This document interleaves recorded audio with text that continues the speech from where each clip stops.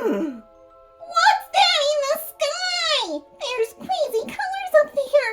Have you ever seen anything like it? You have? Well, I haven't. I'm worried. Marissa! Marissa! Daisy, what's wrong? Look at those crazy colors in the sky! Oh, Daisy, those aren't crazy colors in the sky. Look, it's beautiful. What is it? It's a rainbow. A rainbow. A rainbow happens when the sun's rays hit water droplets in the sky. And it's really pretty. In fact, I can show you how to make a rainbow inside. You can? I can. It's all happening now on 5 Senses Science. 5 Senses Science. Brought to you by the Howard Whittemore Memorial Library. Hey, scientist! You know that there are 5 senses, right? Yeah. What are they again? Sight, And smell, taste, and hearing, and what else? touch. Exactly. Today, we're going to be talking about sight. Humans get our sense of sight through, what again? Eyes. Of course, we get our sense of sight through our eyes. But do you know how sight works? Do you? No. Sight works because light bounces off of whatever you're looking at. Objects or people or rats. Ow, I don't feel any light hitting me. Well, you can't feel it, but I can see it. Because once the light rays bounce off of AZ, they enter my eye. And my eye turns those light rays into signals. Then those signals are sent to my brain, which interprets them as the picture that I see here of AZ. The picture of everything that I see around me. Yeah, that's great, but how do we make rainbows? Well, I can tell you that now. This science activity is best done in a darkened room, but it's all about light. Before you shut off the lights, tape some pieces of white paper to a wall behind a table. Then ask an adult to help you fill a glass bowl with water. Put that bowl on the edge of the table so that some of the bottom is hanging off into mid-air. Now you can turn off the lights. Use a flashlight or the flashlight feature on your cell phone to shine a light through the bowl. Now you have to get the angle just right. I was able to position the flashlight through the bottom of the bowl so that when the light shines through the water, the light rays are bent and separate into the colors of the rainbow. I was even able to get some double rainbows this way. See, I told you, this science experiment is all about light, and light is what helps us to have our sight. Whoa, that rainbow demonstration was really cool. But why do humans have 2 eyes to see? Couldn't they just have 1? Humans have 2 eyes because each eye sends the brain a slightly different picture. The brain combines those 2 pictures in order to make the one picture that we see. That helps us to tell the distance between objects. We call that depth perception, and there's an easier way to understand it than me talking. All you need are 2 pencils, a keyring, and some tape.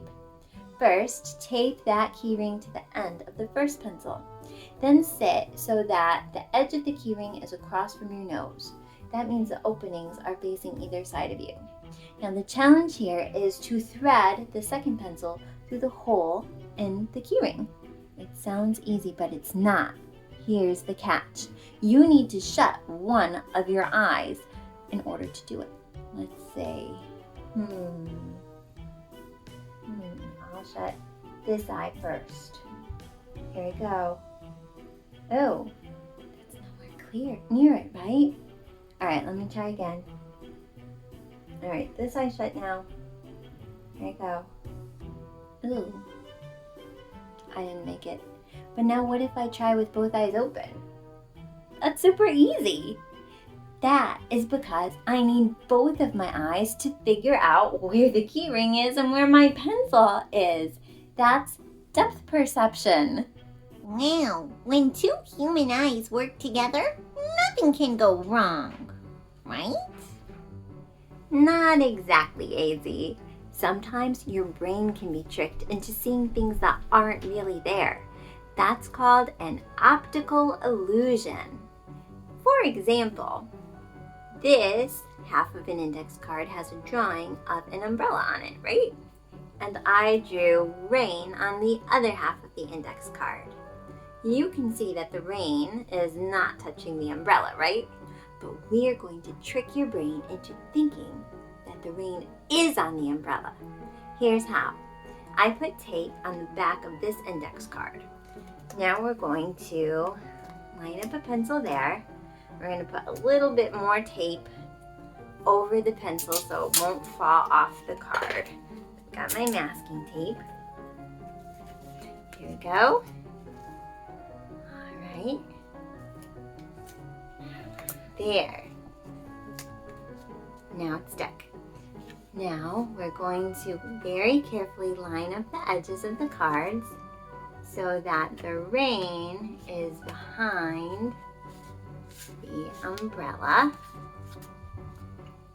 Like that, right? And we can even put a little extra tape at the very bottom of the cards on the pencil because we don't want it to slide. Okay, so just a teeny tiny bit there and a teeny tiny bit there so that the card won't slide. Now, in a second, I'm going to put the pencil between my hands and rub my hands back and forth. That will make the pencil twist back and forth so that we can see both pictures. If I do it right, it will look like the rain is falling on the umbrella. Let's see if I can do it. I can see it, can you? Is it raining on the umbrella? Yes, it is. It's working. Do you know why? Here, I'll slow it down. Is it still working? Oh, it works really well when it's slow because you can see the umbrella. So, the reason this is working is because your brain is seeing the umbrella, and before it finishes processing the picture of the umbrella, it sees the rain. So it combines the two images together. That's an optical illusion called persistence of vision, and it's awesome. That optical illusion was so awesome. Now I feel totally excited. Woohoo! Sometimes the things that we see can affect our emotions or how we're feeling.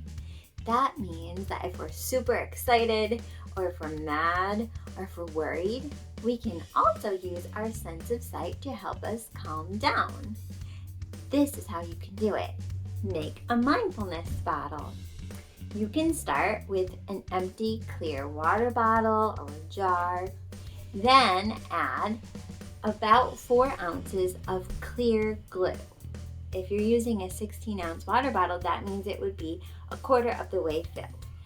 That was super messy, so I did it before I talked to you. I got glue everywhere. So see, that's glue.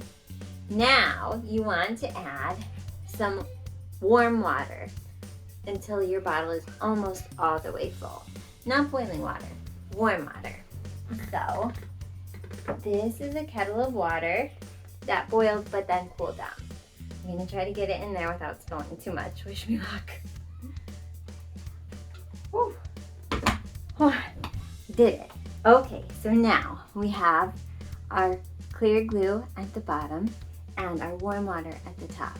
Now we need to add things that will be interesting to look at when we want to calm down.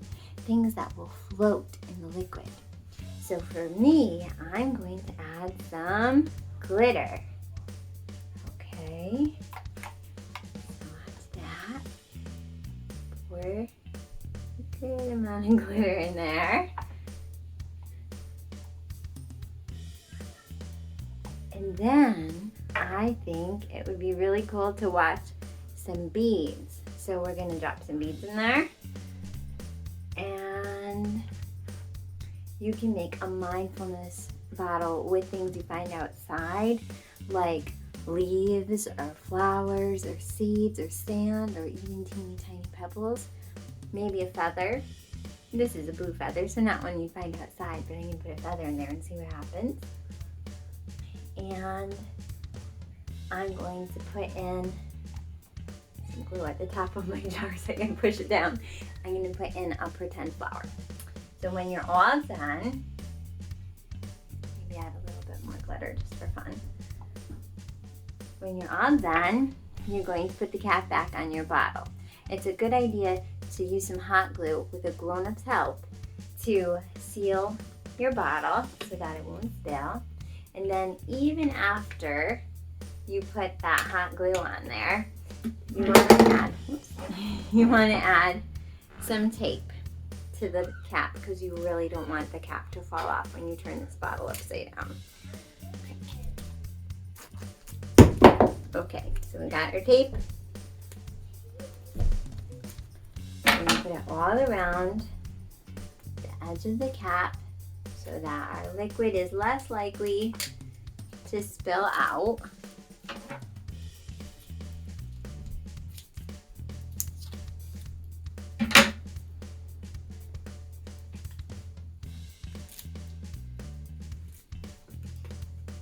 There. Now comes the fun part. We're going to tip the bottle over and watch as everything moves. Look at that feather. Wow.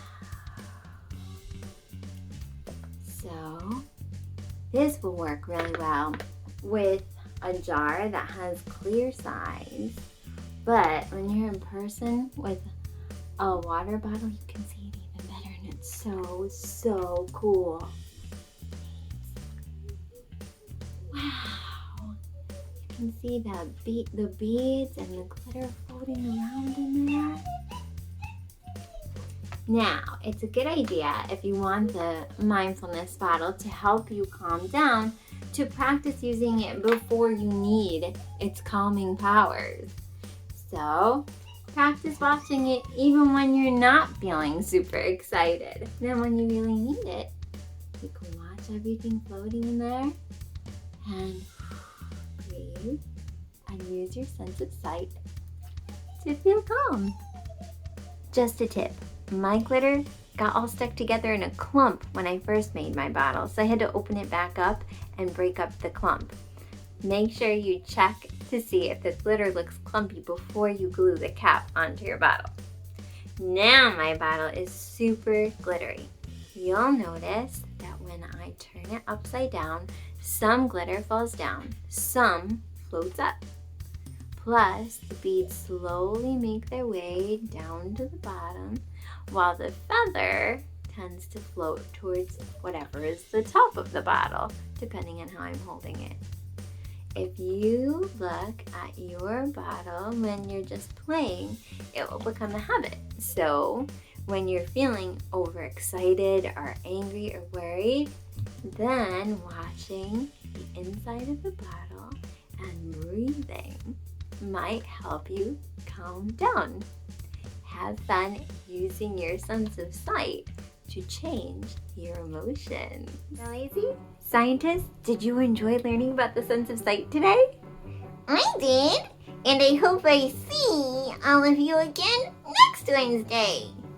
Yes, come back next week for more adventures in 5 senses. Science! Thanks for watching. Come back next